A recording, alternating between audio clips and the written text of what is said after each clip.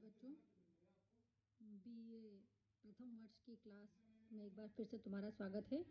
हम स्वप्न वासव दत्तम का अध्ययन कर रहे थे।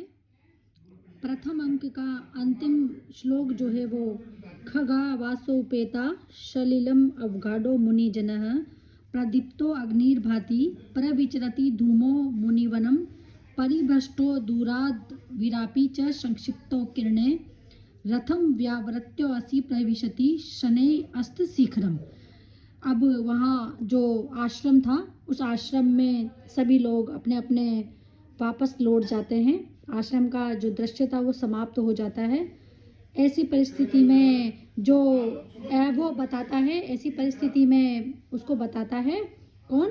कंचुकी बता रहा है कि खगा वासो उपेतो, कि जो खग हैं यानी कि जो पक्षी हैं वो भी वासो उपेतो वापस अपने अपने घर की ओर चले गए।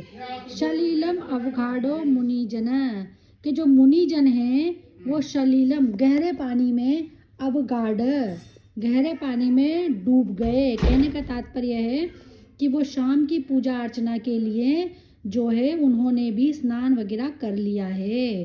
प्रदीप्तो अग्निर्भाति प्रविचतो परिविचरति धूमो मुनिवनम, कि मुनि के वन में अग्नि भांति, अग्नि से प्रदीप्त हुआ धूम धुआं प्रविचरति विचरण कर रहा है। कहने का तात्पर्य यह है कि वन में अग्नि जल रही है और सब जगह उसका धुआं फैला हुआ है। क्यों? क्योंकि अब सायंकाल का समय हो गया है और सायंकाल के समय सभी जो मुनि लोग हैं वो यज्ञ आदि कार्यों में व्यस्त हो जाते हैं। तो इसीलिए वो यज्ञ जब उसमें अग्नि जब जलाई जाती है तो चारों तरफ धुआं फैल जाता है और इसी प्रकार चारों तरफ जो है धूम यानी कि धुआं फैला हुआ है।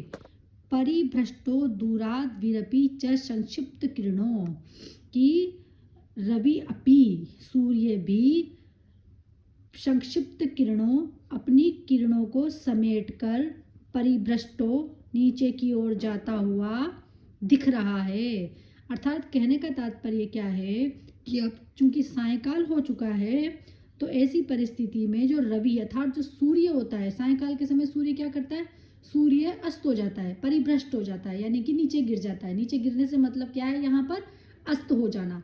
और अस्त होने के पहले बच्चों को क्या करता है? संक्षिप्त किरणों, अपनी किरणों को समेट लेता है, कि जो चारों तरफ उसकी फैली हुई जो किरणें हैं सूर्य की, उन किरणों को वो समेट करके दूर सी गिर गया है, यानी कि नीचे की ओर अस्ताचल की ओर जा रहा है।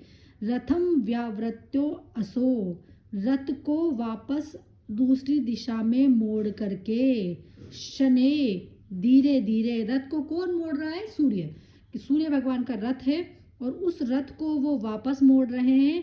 अभी तक तो वो सब जगह छाए हुए थे, उनकी किरणें छाए हुई थी।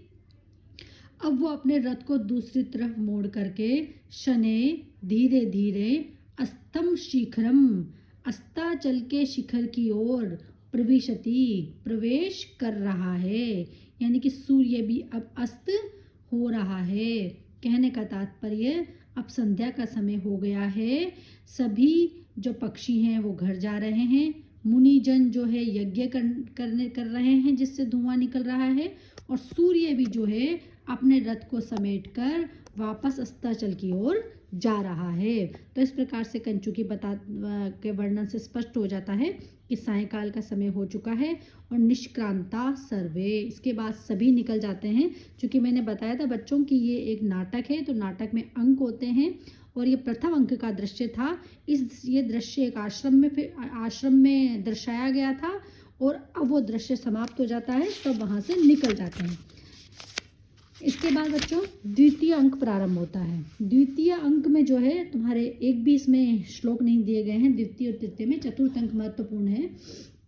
इसका जो कथानक है द्वितीय अंक का उसको हम ले लेंगे उसको थोड़ा, क्योंकि आगे हमें जब चतुर्थ अंक हम पढ़ेंगे जिसमें श्लोक दिए हुए हैं उनको पढ़ने में हमारे लिए सही रहेगा। तो इसको हम थोड़ा ऐसे ही समझ लेंगे कि द्वितीय अंक में क्या बात कही गई है।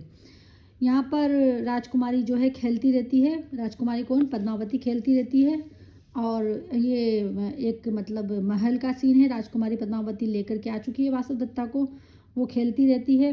वासव दत्ता वो भी उसके साथ खेलती रहती है कि सखी ये तेरी गेंद है, ऐसे ऐसे इस प्रकार से इनमें बातें होती रहती है।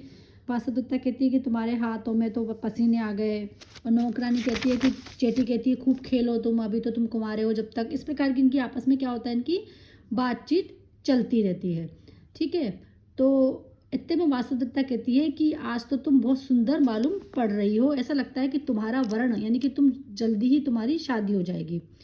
तो पद्मावती कहती है कि ऐसे मत बोलो। तो वासव दत्ता कहती है कि महासेन जो है, महासेन जो राजा हैं उनके पुत्र के साथ तुम्हारी विवाह होगा। तो पद्मावती पूछती है भाई महासेन कौन है, तो कि उज्जैनी के राजा प्रद्योत थे और वो बहुत बहुत बड़ी सेना है उनकी, इसीलिए उनका नाम महासेन पड़ा। जैसे ही वासव दत्ता ये बात बताती है तो ऐसी परिस्थिति में चेटी जो है, चेटी यानी कि जो उनकी दासिका रहती है, वो कहती है कि राजकुमारी तो उन राजा के साथ अपना विवाह नहीं चाहती। तो वासव दत्ता पूछती है कि अच्छा, तो भाई वो किसके साथ चाहती है। तो चेटी बताती है कि वत्स देश के राजा उदयन हैं और उनके साथ वो चाहती है। वो राजकुमारी जो है उनके गुणों से बहुत ज़्यादा प्रसन्न है। तो एकदम से वासव दत्ता जो है थोड़ा दुखी हो जाती है। लेकिन अगर चेटी जो है वो उसको चिढ़ाने के लिए बोलती है पद्मावती को कि अगर वो कुरूप हुए तो एकदम से वासव दत्ता कहती है कि नहीं नहीं, वो तो बड़े ही सुंदर हैं। तो पद्मावती कहती है कि तुम्हें ये कैसे पता कि वो बहुत ही सुंदर हैं। तो पद्मावती वासव दत्ता सोचती है कि मन ही मन में कि अपने स्वामी से प्रेम के कारण मैं ये कह बैठी। इस प्रकार से उनकी आपस में बातचीत चलती रहती है।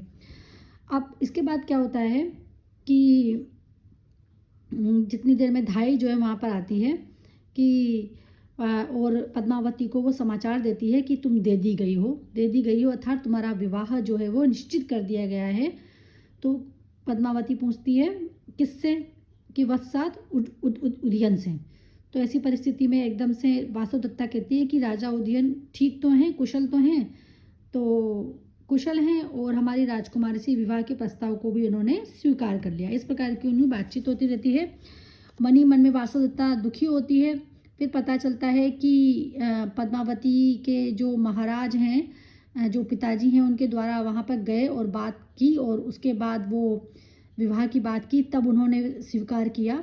तो वो थोड़ा मन ही मन में सोचती है कि चलो ये तो ठीक है, कम से कम कि उन्होंने शीघ्र उन्होंने खुद ने आगे होकर के नहीं किया, बल्कि मैं विवाह के लिए उधर से प्रस्ताव आया तब राजा उदयन ने स्वीकार किया। और इसी के साथ धाई ये भी बताती है कि आज ही कुछ जो कंकण बांधने की जो मांगलिक कार्य है, यानी कि जो विवाह को शुरू करने से पहले जो प्रारंभ में जो कार्य किए जाते हैं, जैसे अभी आजकल लगन विनायक स्थापना आदि जो भी कार्य किए जाते हैं, उस समय कंगन बांधने का कार्य किया जाता होगा। तो कि वो जो मांगलिक कार्य है वो आज ही होने वाला है, तो आप जल्दी करो। और वासव दत्ता जो है थोड़ा दुखी महसूस करती है। वो सोचती है कि शीघ्र ही राजा का दूसरी स्त्री से विवाह हो जाएगा। ये सब बातें उसके दिमाग में चलती रहती है और इस प्रकार से सबका प्रस्थान हो जाता है। यानी कि ये द्वितीय अंक समाप्त हो जाता है और दूसरा दृश्य जो कि राजमहल के एक किसी वन का दृश्य था वो भी समाप्त हो जाता है और सब लोग वहाँ से चले जाते हैं।